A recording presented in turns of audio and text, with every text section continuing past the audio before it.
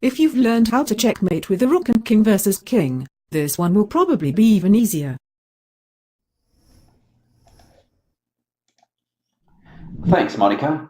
All right, what we have here is a queen and a king versus a king. I'm going to be using exactly the same technique as the rook and king versus king checkmate. We're going to be using the cage technique. So here we go with our first move, queen to d4, and as you can see, the cage is pretty small now. And there we are. We're making the cage even smaller with every single move that we make. And look at that. All we need to do now is bring our king towards the black king. For example, king here, king here, king here. That there, like this, like this. And now if the king moves over here, all we need to do is just move our queen over here and it's checkmate. Really simple technique. This cage technique works so well. Back to the starting position after queen here. Had the king move to g6 instead, then we can make the cage smaller like this.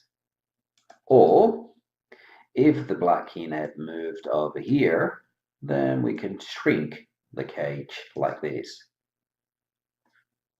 Now, if the king moves over here, again, we can use this technique. And then bring our king towards the enemy king. And the checkmate is going to be pretty simple. So that's all there is to it, really. Now, checkmating the king with the king and the queen is not too difficult. However, be careful when you try to make the cage too small. In this first position, a logical move for white would be queen here. Nothing wrong with that. And over here, we'd move our queen here, making the cage really small.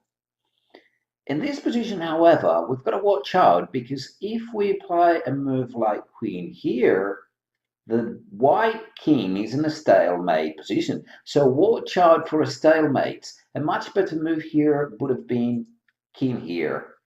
Queen here.